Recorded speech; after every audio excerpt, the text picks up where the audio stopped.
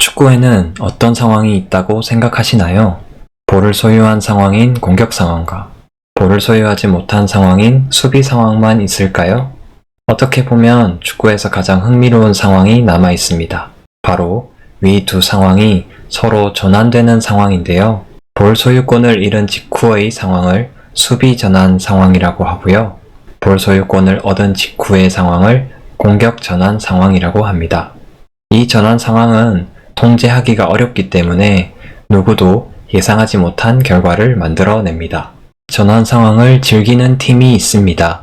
바로 EPL 3라운드, 토트넘의 상대인 본머스입니다. 전환 상황을 즐긴다는 것은 무엇을 의미할까요? 그들이 공의 소유를 중시하며 짧은 패스 빌드업을 통해 상대의 페널티 박스로 전진하기보다는 압박을 통한 공격 전환 상황에서 자신들의 장점을 발휘한다는 뜻입니다. 이러한 전환 상황을 즐기는 팀의 무서운 점은 앞서 말했던 것처럼 누구도 예상하지 못한 결과를 만들어낼 수 있다는 점입니다. 특히나 어설프게 빌드업 플레이를 시도하는 팀을 상대로 매우 강력한데요. 토트넘을 상대로는 어떤 경기가 펼쳐질까요? 먼저 예상 라인업을 살펴보겠습니다. 토트넘은 현재 부상 선수가 너무 많은 관계로 체력을 안배해야 할 상황이 아닌 경우에는 기존의 선발 라인업에 변화를 줄 이유가 없습니다. 반면 본머스는 지난 시즌 팀의 공격을 이끌었던 클루이베르트 선수가 부상에서 복귀함에 따라 선발 라인업에 복귀할 수 있습니다. 지난 시즌과 비교해서 선발 라인업이 많이 달라진 본머스입니다. 특히 수비진은 완전히 바뀌었는데요. 수비의 중심이었던 하위셈과 자바르니, 케르케즈가 고액의 이적료를 남기고 팀을 떠난 가운데 오른쪽 풀백 포지션에서 선발로 뛰던 루이스 쿡 선수 또한 부상으로 인해 빠져있는 상황입니다. 수비라인 선수들이 완전히 바뀐 상황이지만 EPL 2라운드 울버햄튼을 상대로 1대0 무실점으로 승리하며 시즌 초반 나쁘지 않은 출발을 하고 있습니다. 본머스 라인업에서 주목해야 할 부분은 윙어 세메뇨의 위치입니다. 좌우를 가리지 않고 윙어의 역할을 수행할 수 있는 선수인데요. 역습 상황에서 드리블을 통한 마무리와 공소유 상황에서 윙 풀백의 측면 공격 패턴에서 중요한 역할을 맡고 있습니다. 벌써 시즌 2골 1어시스트를 기록하면서 본머스의 공격을 이끌고 있습니다. 이번 토트넘과의 경기에서는 왼쪽 윙어 자리에 위치하여 상대 오른쪽 풀백 포로를 상대로 토트넘의 좌측면을 공격할 것 같습니다. 개인적으로는 스펜스와의 대결이 기대가 되지만 스펜스보다 상대적으로 수비 능력이 부족한 포로가 있는 좌측면에서 상대를 공략할 것 같습니다.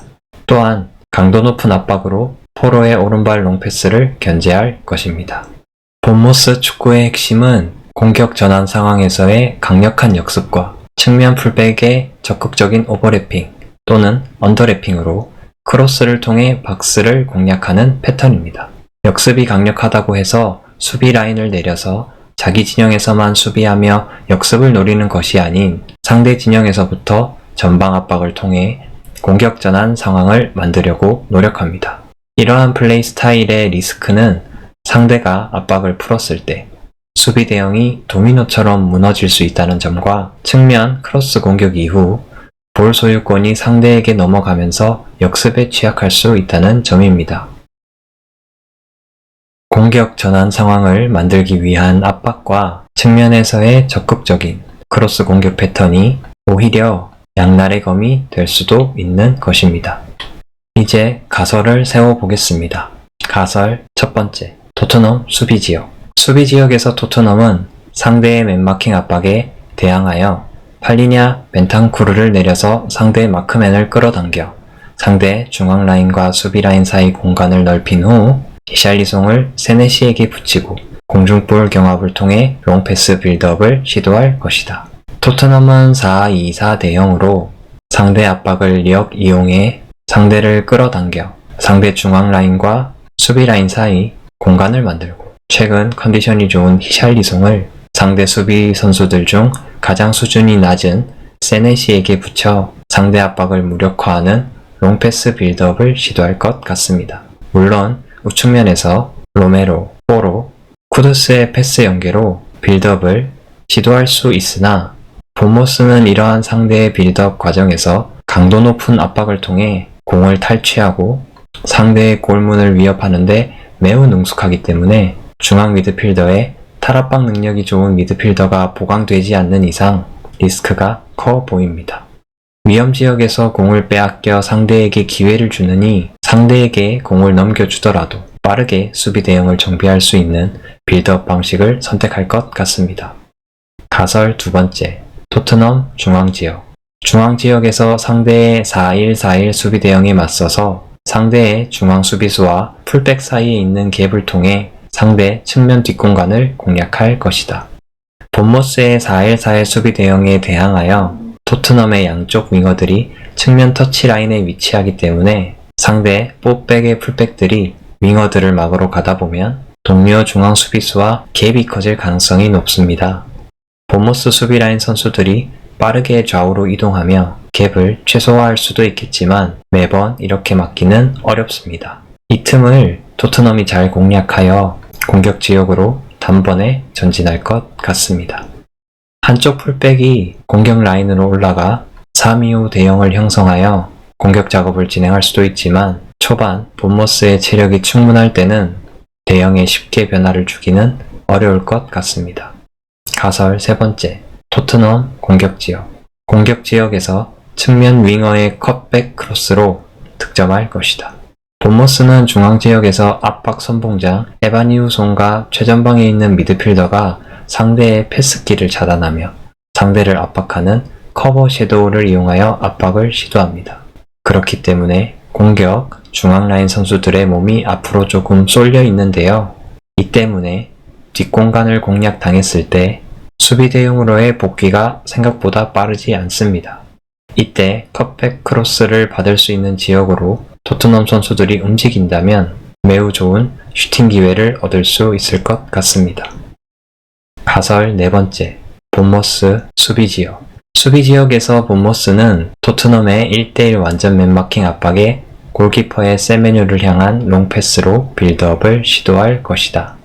개인적으로 토트넘이 완전 맨마킹을 할지 후방 수적 우위 플러스 1을 유지하며 효율적으로 압박을 할지 매우 궁금합니다. 후자의 방식으로 압박을 해도 본모스 수비라인 선수들의 발밑 빌드업 능력이 좋은 편이 아니라 골키퍼의 롱패스를 유도할 수 있는데요. 기존의 완전 맨마킹 수비 방식에 좋은 조직력을 가지고 있는 팀이 과연 수비 방식을 바꾸는 리스크를 감당할지 토마스 프랑크 감독의 선택이 기대가 됩니다. 또한 본모스는 윙어 세메뉴를 향해 롱패스를 시도하며 해당 측면 풀백을 올려서 세메뉴 근처에서 공중볼 경합은 물론 세컨드볼 경합을 시도할 것입니다. 가설 다섯 번째, 본모스 중앙지역. 중앙지역에서 본모스는 측면 윙어에게 공이 전달된 후 윙어가 볼을 소유하고 있는 틈에 해당 측면의 풀백이 언더래핑 또는 오버래핑을 시도하여 상대 측면을 공략할 것이다. 본모스의 대표적인 공격 패턴으로 풀백들의 거침없는 침투가 돋보입니다. 하지만 이 공격 패턴은 역으로 상대에게 치명적인 역습 기회를 제공할 수 있습니다. 골이 터진다면 본모스가 측면 플레이로 득점을 만들거나 토트넘에게 역습을 당해 실점을 할 것 같습니다. 가설을 정리해 보겠습니다. 첫 번째, 토트넘 수비지역. 히샬리송을 향해 롱패스 빌드업을 시도할 것. 두 번째, 토트넘 중앙지역. 상대 센터백과 풀백 사이의 갭을 이용해 상대 측면 뒷공간 공략할 것. 세 번째, 토트넘 공격지역. 윙어의 컷백 크로스로 득점할 것. 네 번째, 본모스 수비지역. 토트넘의 1대1 맨마킹에 세메뉴를 향한 롱패스 빌드업을 시도할 것. 다섯 번째, 본모스 중앙지역. 윙어와 풀백의 연계로 상대 측면을 공략할 것. 이 과정에서 양팀 모두 득점할 가능성 높음. 이번 본모스와의 경기에서는 전환 상황에서의 예측 어려움으로 인해 상대팀보다 강한 전력을 갖추고 있다고 하더라도 어려운 싸움이 예상됩니다. 언제나 그렇듯이 선제골이 매우 중요할 것 같습니다. 과연 이번 경기에서 두 팀 감독들은 어떤 선택을 보여줄까요?